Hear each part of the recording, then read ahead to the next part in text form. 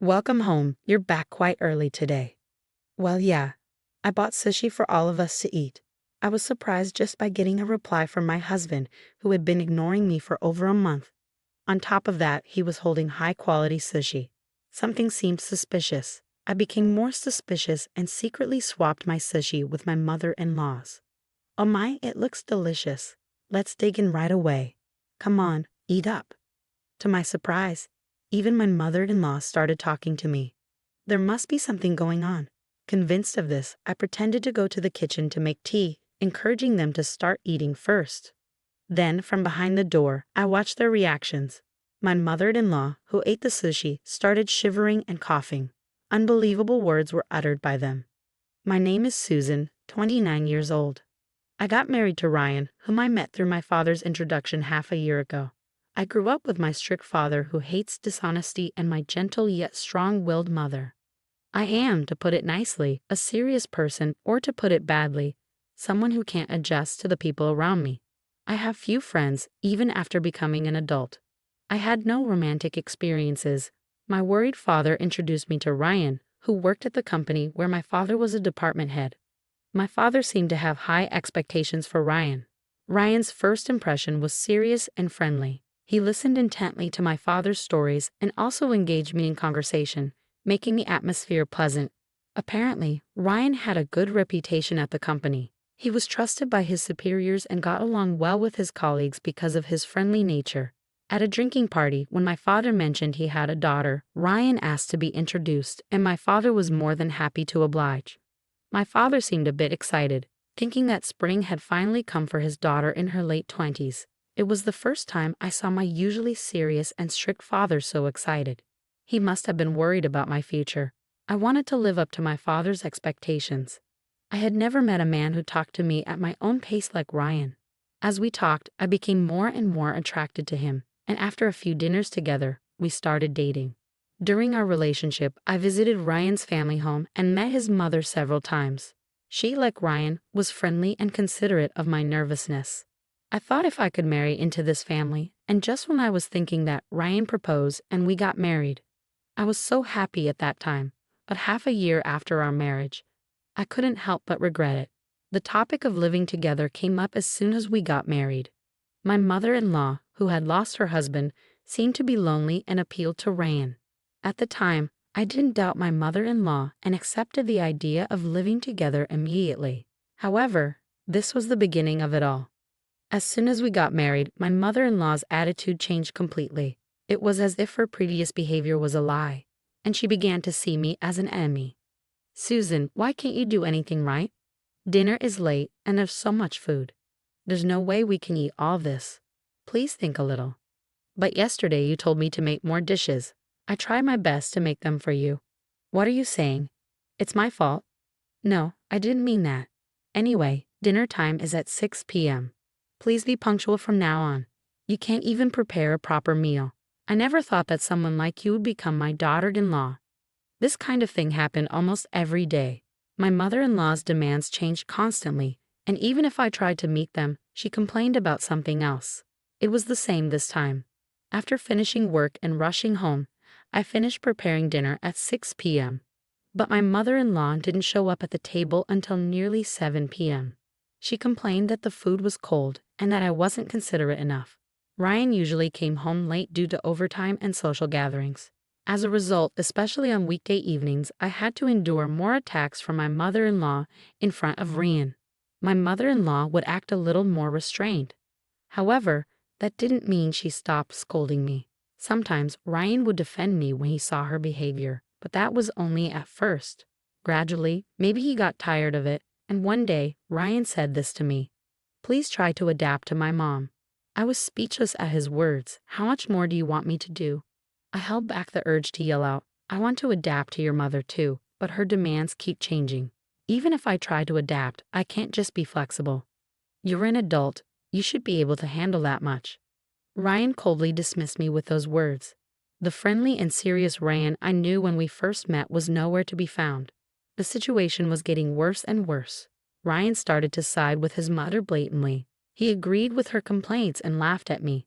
His mother, on the other hand, directed a triumphant smile at me because her son was on her side. My mother-in-law and Ryan treated me like a maid. On weekends, they would go out together, leaving me with the housework. Or they would go out to eat together, even though I had prepared dinner. There were also times when Ryan brought home takeout just for him and his mother. The only reason I didn't leave their house was that I didn't want to worry my parents. My parents were delighted when I started dating Ryan. At our wedding, my usually serious father cried. I didn't want to disappoint my parents, who had such high hopes for our marriage and sent me off with their blessings. Besides, if something happened between Ryan and me, it would affect my father's reputation. So even though my mother-in-law mistreated me and my husband didn't stand by me, I decided I had to endure it and keep going. My only comfort was my pet cat, John. When I said I wanted to bring John, who I had bought before getting married, my mother-in-law didn't like the idea, but I insisted. Now, I'm really glad I brought him. After getting married, John comforted me countless times.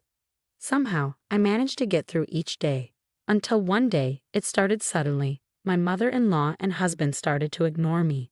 I was puzzled by the sudden change, with no warning or reason, no matter how much. I tried to talk, but I was ignored. Asking for a reason or trying to compromise was all in vain. Even when I tried to talk or did housework, I continued to be ignored. Then, 1 month later, Ryan, who usually comes home around 7 p.m. at the earliest, came home unusually early at around 6 p.m. that day. As I thought I would be ignored, I called out to him, "Welcome home. You're back quite early today." "Well, yeah, I bought sushi for all of us to eat." I was surprised just by getting a reply from my husband, who had been ignoring me for over a month. On top of that, he was holding high-quality sushi. Something seemed suspicious. Before I could feel happy about him finally speaking to me and buying sushi, I wondered what on earth he was up to. As I found my husband's behavior strange, moreover, Ryan placed my share of the sushi on the table first. For the past few months, there hasn't been a single time when my husband prioritized me over his mother. This is definitely suspicious. As my distrust grew, I secretly swapped my sushi with my mother-in-law's. "Oh my, this looks delicious. Let's dig in. Come on, Susan, eat up quickly." Surprisingly, even my mother-in-law started talking to me. There must be something going on. Convinced of this, I encouraged them to start eating first. "I'll go make some tea. You both go ahead and start eating." "Oh, I feel bad, but you're right. Hot tea is perfect with sushi. We'll start eating, so come back quickly." Pretending to head to the kitchen, I watched them from behind the door. After whispering to each other, my husband and mother-in-law began eating sushi. Then suddenly, my mother-in-law started shaking and coughing violently. Tears filled her eyes as she struggled to speak. Ryan frantically patted her back. She shot him a sharp look. "You, what's going on? Why is there so much wasabi in my sushi? I told you to be careful not to make a mistake. What is this?" I put wasabi on Susan's sushi first. There's no way I made a mistake. But I can't eat this. I wanted to see Susan suffer from eating sushi with wasabi, but now the plan is ruined because of your mistake. What are we going to do? I couldn't stay silent after hearing their conversation. What on earth is going on here? A lot of wasabi. Did you try to make me suffer? Both of them had a we're-busted look on their faces. However, my mother-in-law quickly changed her expression and sneered. "That's right. We ignored you for a whole month, but you seem just fine. So we thought we'd tease you a little." "That's terrible." "What's terrible? You should be grateful. Just act like a useless daughter-in-law and stay in the house." Even as my mother-in-law yelled at me, my husband didn't try to stop her. I couldn't take it anymore. I finally let out the words I'd been holding back. "I'm going back to my parents' house." I gathered my essential belongings and put John into a pet carrier. As I walked to the door with my bags, Ryan finally tried to stop me. "Come on, you're joking, right? This is too much just for a little joke." His unapologetic words only strengthened my resolve. Without a word and without looking at Ryan's face, I left his parents' house. My mother welcomed me back home. At first, she looked surprised to see me return so suddenly, but she quickly let me in. "If you don't want to talk about it, you don't have to. But if you're okay with it, I'm here to listen." I told her everything that had happened since getting married. How my mother-in-law bullied me, how my husband gradually took her side, and how I was treated like a maid. I also told her about a month of being ignored and almost being forced to eat sushi with a huge amount of wasabi. I told her everything and I apologized for causing trouble after she had happily sent me off to get married. I'm sorry, Mom, but I just couldn't take it anymore. It's okay, dear. Your father and I just want you to be happy. We don't want you to be with Ryan if it's causing you so much pain. You've been strong for so long. At my mother's words, the tears I had been holding back began to overflow. My father came home from work, and after hearing the situation from my mother, he bowed his head to me. I'm so sorry. It's all because I introduced you to Ryan. I had no idea he was like this. With the pained look on his face, my father made me feel even worse. Then a call came in. It was from Ryan. The phone rang for a while, but I didn't answer it at all. I kept staring at the screen, waiting for the call to end, and finally, it stopped ringing. That's when I noticed a notification from an app. It was the pet monitor app I installed for John. I had set it to send me a reminder at this time to make sure I didn't forget to refill John's water before going to bed. Curious, I opened the app and pressed the button for live streaming. There, my mother-in-law and husband appeared on the screen. What should we do? Susan isn't answering the phone. It's fine, she'll come back eventually. Anyway, what should we do to her next? Ha ha ha. What if she says she wants a divorce? I'll lose my position as the boss's son-in-law. I was able to pass work off to my subordinates because of my position as my boss's son-in-law. I can't afford to lose that now. Boss's son-in-law. Hearing that, I couldn't hold back my anger any longer. My father, who was next to me, felt the same way. He quietly stared at the screen with a look of disbelief, his hands trembling. I immediately sent a message saying, "Let's get a divorce." Several calls came in right after, but I ignored them and went to sleep. That Saturday morning, the doorbell rang early. Oh my, who could it be this early in the morning? I heard my father's voice from the entrance. Following her voice, I heard the voice that had been irritating me. Please let me talk to Susan. She's misunderstanding a lot of things. It was Ryan, since I didn't answer his calls. He came all the way to my house. Not wanting to cause my mother any more trouble, I went to the front door. I sent a sharp glare at my husband and spoke coldly. What do you want, Susan? Why didn't you answer the phone? I was worried about you. Worried? You teamed up with your mother to make fun of me, ignored me for a month, and then tried to make me eat sushi with a huge amount of wasabi. At my accusation, Ryan was at a loss for words. I started to close the front door on him. I'll bring the divorce papers as soon as they're ready. I have nothing more to say to you, so please leave now. Wait, are you serious? You've never been in a relationship with anyone else, right? If we get divorced, you'll never be able to marry again. Are you okay with being alone for the rest of your life? Ryan's words only fueled my anger. I played the recording of the pet monitor footage I had saved last night. My husband Ryan was clearly upset after seeing the video. I said to him, "You don't want a divorce just to protect your own position, right? You don't even think of me as your wife. I'd rather be single than be with someone who doesn't care about me and abuses their power to oppress others." I showed a determined attitude. My mother nodded firmly at me, and then I heard my father's voice from behind. She's right, Ryan. After seeing that video with my daughter, I asked around at the company. It seems you were using your position as my son-in-law to not only push work onto your subordinates, but also make them do unnecessary chores, acting like a king. I guess I still have a lot to learn about judging people. Please wait, father-in-law. This is not what it looks like. It's my mother. Yes, it's all my mother's orders. She told me to harass Susan and use my position as your son-in-law to push work onto others. So you really were pushing work onto others. I was not only angry but also appalled that Ryan was trying to blame his mother for everything and exposing his own wrongdoings. Ryan looked at me with pleading eyes, but I exaggeratedly turned my head away. At that moment, I heard another annoying voice. Ryan, I came to help you. It seemed that my mother-in-law had come to help Ryan. But by that time, Ryan had already betrayed his mother. He pointed at her and said, "It's all her doing." My mother-in-law looked confused. What do you mean, Ryan?